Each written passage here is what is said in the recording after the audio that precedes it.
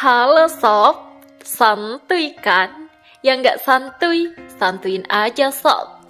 Selamat datang di Minion Channel. Apa kabar kalian semua? Semoga sehat terus dan selalu banyak duit ya. Di video kali ini saya akan menceritakan film yang berjudul Privilation. Menceritakan seorang anak orang kaya yang bercocok tanam dengan pelayannya hingga tewas. Padahal anak tersebut masih berusia 15 tahun. Bisa dibilang baru mimpi basah nih. Tanpa basa-basi, bagaimana kisah selanjutnya? Tapi sebelumnya masuk ke filmnya, jangan lupa subscribe dulu ya agar tidak ketinggalan hal menarik lainnya. Jangan berlama-lama, mari kita masuk ke alur ceritanya. Come to life in private lessons. Terlihat wajah pria berada di atas genteng tengah mengintip para remaja sedang berpesta.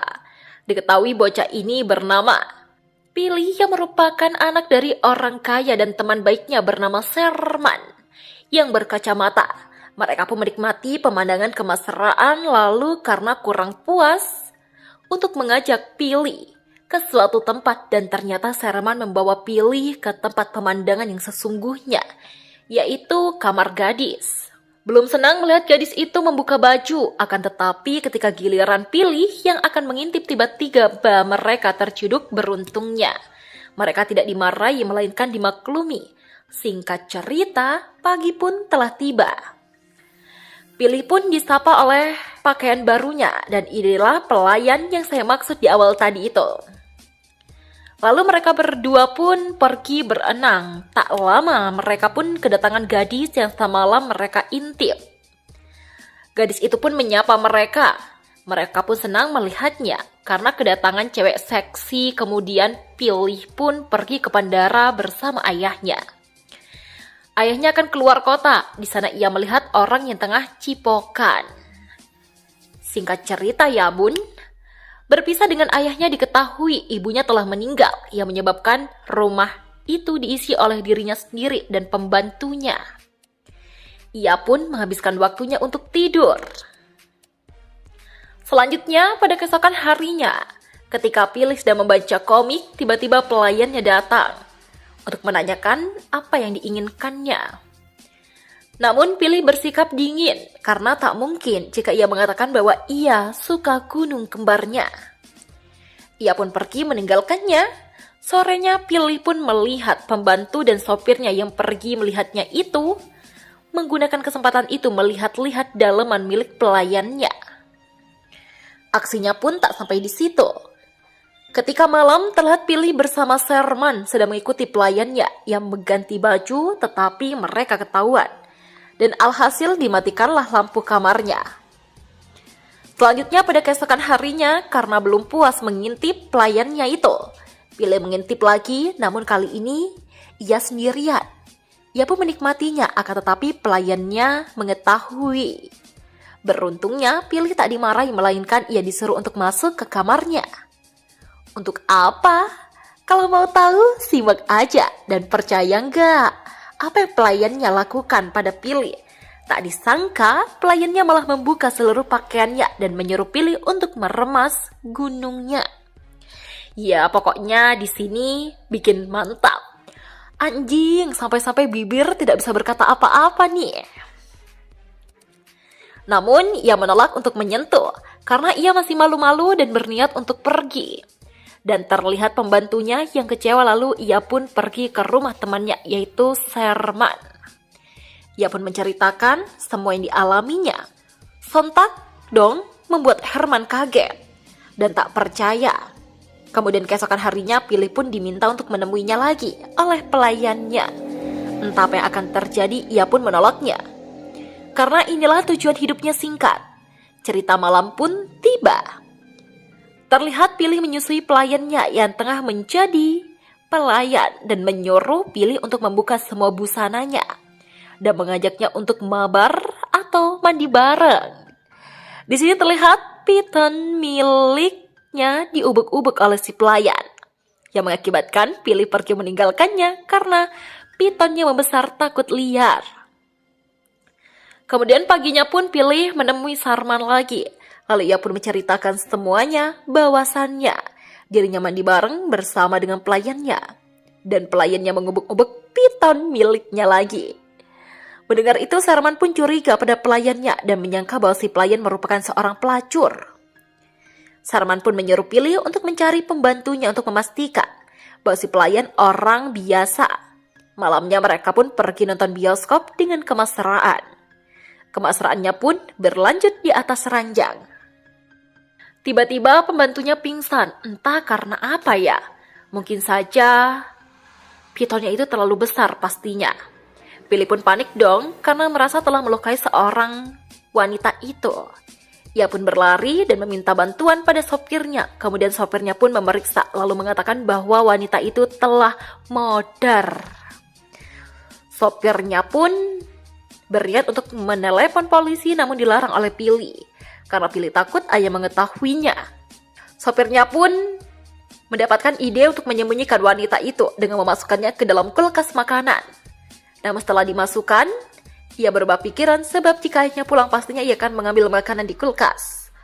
Untuk itu mereka pun sepakat untuk menguburkan jenazah pelayannya di halaman rumah. Singkat cerita, penguburan jenazah pun selesai. Akan tetapi pada keesokan harinya, Pilih dikejutkan oleh hilangnya jenazah wanita itu. Melaporkan hal itu ke sopirnya dan sopirnya pun tak percaya. Karena tak mungkin jika mayat itu keluar dari kuburan lalu tiba-tiba nongol tukang kebun dan memberikan secari kertas dan ditemukannya dekat kuburan. Ternyata jenazah dia telah diculik, penculik meminta uang penebusan pada mereka. Sekitar $10.000. Jika tidak, mereka akan melapornya kasus pembunuhan yang dilaporkan. Lalu Pilih pun bingung apa yang seharusnya ia lakukan. Si sopir pun menyarankan untuk mengambil uang di berangkas milik ayahnya.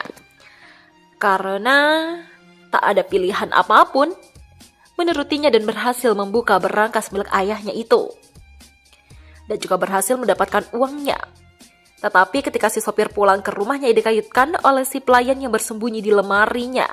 Memarahinya karena telah kabur dari hotel. Ternyata si pelayan belum mati.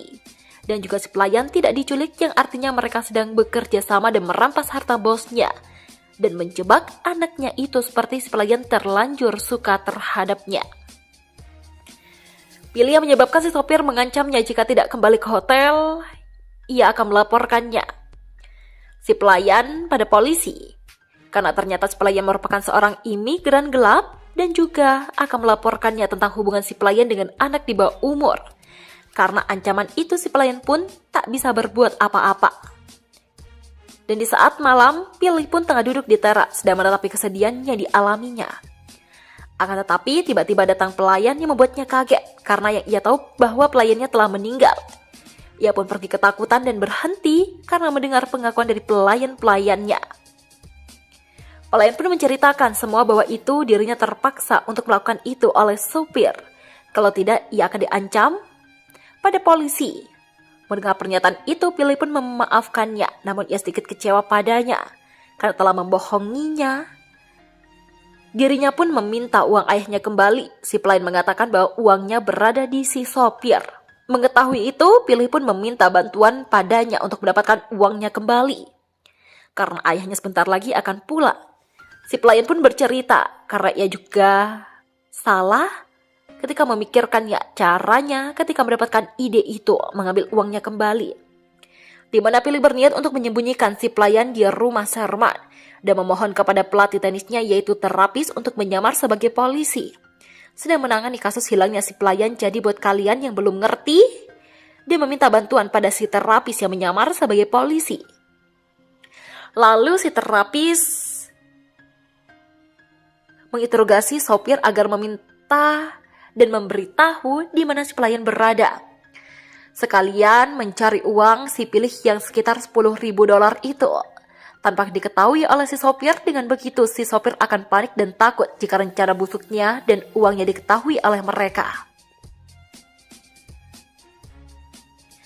Pilih dan terapis akan menggeledah semuanya sembari berpura-pura mencari si pelayan padahal mereka berniat untuk mencari uang ayahnya. Si Pilih ketakutan jika uangnya ditemukan oleh mereka. Singkat cerita, beberapa jam kemudian, sayangnya mereka gagal menemukan uangnya. Lalu terapis pun memaksa si sopir untuk memberitahu di mana si pelayan karena si Pilih sedang berbengong. Ia pun jujur pada terapis bahwasannya si pelayan masih hidup dan akan pulang keesokan harinya. Mendengar itu, terapis pun akan kembali ke sini pada keesokan harinya. Selanjutnya pada saat malam, si sopir pergi ke hotel tempat si pelayan tinggal. Ia pun menanyakan kepada penjaganya. Si penjaga pun mengatakan bahwa si pelayan sudah pergi ke Tucson. Mengetahui itu, ia pun ketakutan karena Tucson adalah lokasi tempat tinggal temannya si Pilih. Karena hal itu, ia pun bersiap-siap untuk pergi meninggalkan rumah ini.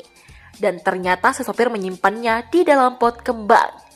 Ia pun pergi dengan membawa uang bosnya. Di sisi lain, faktanya yang juga bagian dari rencana mereka. Mereka bertiga pun berkendara secara ugal-ugalan. Sampai-sampai ada 2 mobil yang terjatuh ke dalam sungai. Sementara itu terlihat si sopir sedikit buru-buru berkendara pergi ke bandara untuk kabur keluar kota. Kemudian mereka pun berpapasan dan pastinya si sopir lolos. Pilih dan si pelayan pun tak menyerah. Mereka berdua pun meminta bantuan pada si tukang kebun. Sementara si Sarman berusaha memarkirkan mobilnya. Nah, pas adegan ini lucu banget. Padahal nggak lucu-lucu amat sih. Si terapis itu pun datang dan memarahinya. Sementara di sisi lain terlihat si sopir yang sudah sampai di bandara. Ia pun berlari sekencang-kencangnya untuk melarikan diri dari kota itu. Akan tetapi tiba-tiba ia dipanggil oleh seorang yang ternyata itu adalah ayahnya si Pilih yang baru saja pulang dari pekerjaannya, yang menyebabkan ia tak jadi kabur. Tak lama, ia pun datang dan langsung merebut tasnya yang berisi uang si sopir. Berusaha untuk mempertahankannya, namun tiba-tiba datanglah si terapis tepat waktu dan membuat si sopir mengalah. Kejadian itu membuat ayahnya si Pilih ini penasaran dengan apa yang ada di dalam tasnya itu. Selanjutnya ketika malam, mereka melakukan hubungan intim yang terakhir kalinya. Karena keesokan harinya si pelayan berniat untuk berhenti kerja karena takut jika hubungan mereka ketahuan oleh ayahnya. Kecuali si supir ini yang memilih untuk melanjutkan pekerjaannya seperti biasa. Singkat cerita, pada keesokan harinya, Pilih pun pergi ke sekolah dengan diantar oleh sopir. Sikap ini pun berubah setelah kejadian yang dialaminya, yang dimana Pilih bersikap lebih dewasa dari seperti biasanya, bahkan saking dewasanya.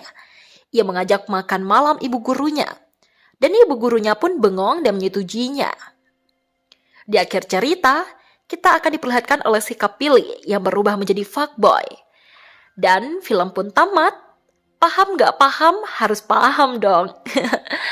Jangan lupa like, comment, and subscribe video ini. Jangan lupa saksikan video-video selanjutnya. Suspicions run wild.